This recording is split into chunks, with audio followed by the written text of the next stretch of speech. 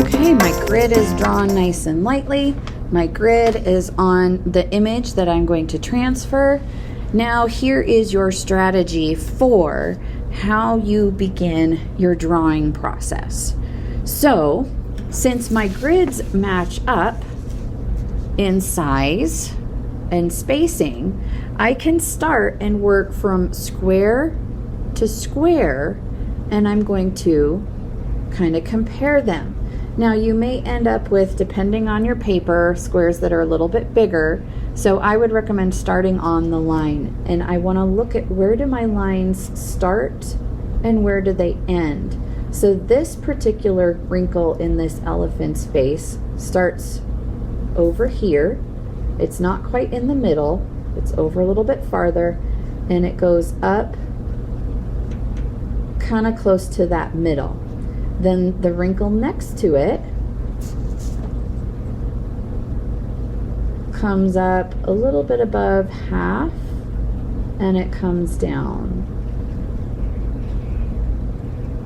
And I've got one wrinkle right here that's kind of diagonal and goes almost all the way to here. And then I'm just going to keep going like that. This line kind of comes up this way within this square. And again, these top squares, this isn't quite a full inch, so I may not need all of that on top. I could cut that off, but I'm going to focus on my lines and where things are going in my lines. One square at a time helps you to focus on the lines themselves, not on the thing that you're drawing.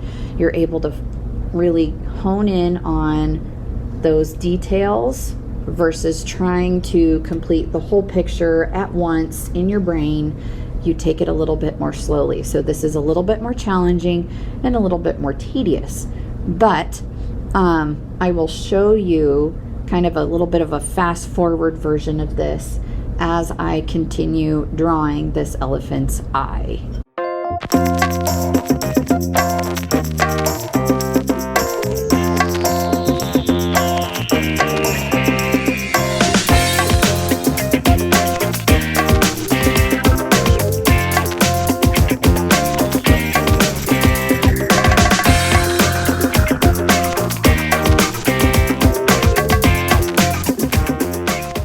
Now what I am looking for right here, these are called contour lines. So I'm trying to find where are the edges. And what's nice about having a photocopy is I can actually draw those in if they're really light and fuzzy, kind of like this picture is, so that I can know exactly where those lines are.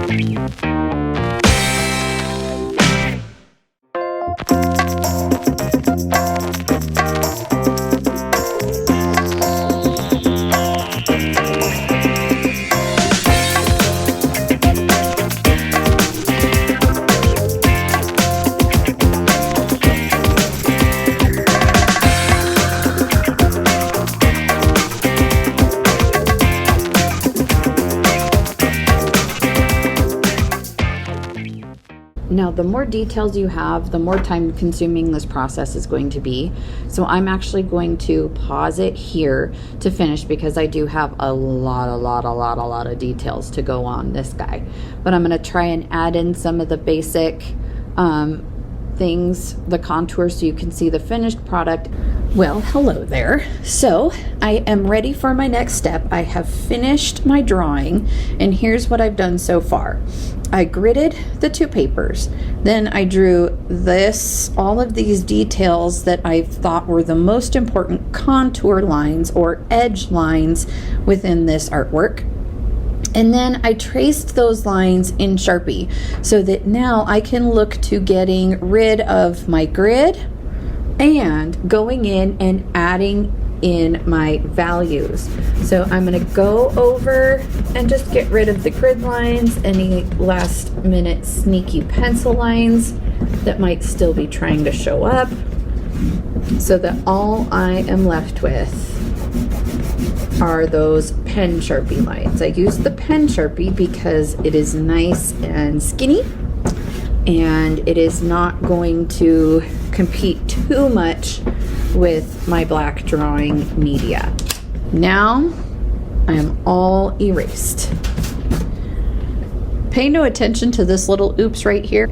I accidentally had my Sharpie and was trying to draw in this colored part in the eye here, and I accidentally drew it below the eye, but I should be able, that's dark enough, I should be able to disguise that later on. So here I'm ready to start adding in my values. It is important to remember when working with drawing media, and this is true for most drawing media, you're gonna work with your darker values first, and then you're going to lay your lighter colors on top, because the lighter colors will blend, the darker colors will just cover. So I'm going to start with some charcoal here. You could do this with colored pencil, chalk pastel, anything of that sort, but because I have this nice drawing paper, I'm going to try and use some nicer drawing tools and test out using some charcoal.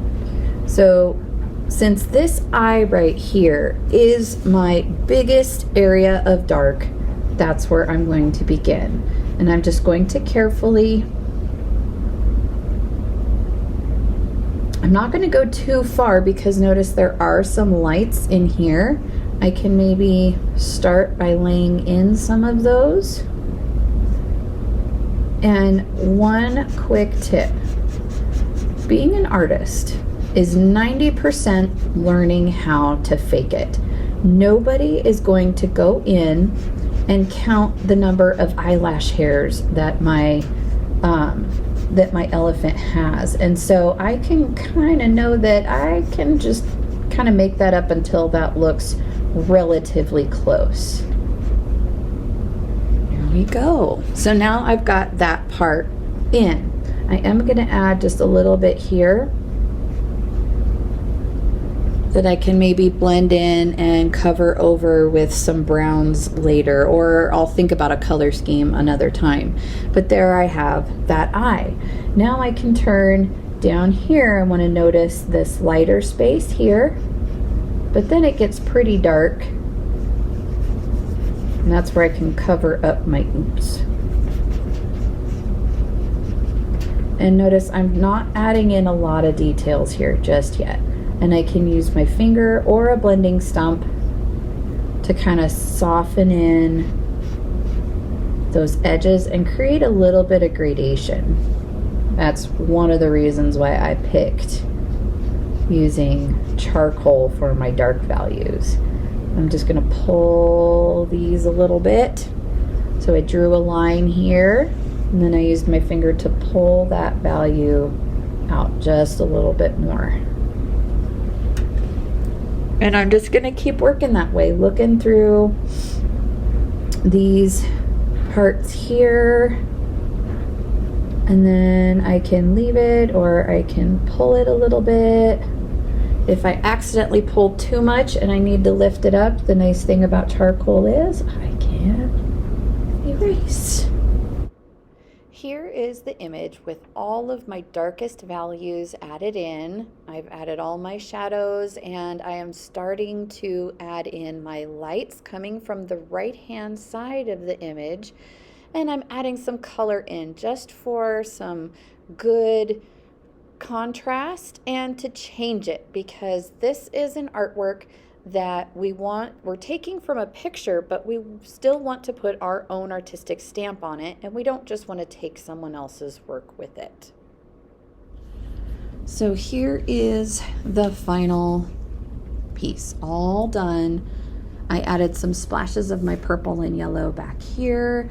I used all of this. Again, this is a lot of detail. Pick a simpler picture if you want to have less detail to have to worry about. And that way you can really focus on the light is coming from this side, So my highlights are all on the right hand side of my wrinkles and my shapes. And then my shadows and the darkest areas are all on the left. They're on that opposite. It's transferring that knowledge from how do we use it with the basic geometric shape to how do we apply it in real life, and how does light and shadow affect our objects in real life. Have fun. Can't wait to see what you create.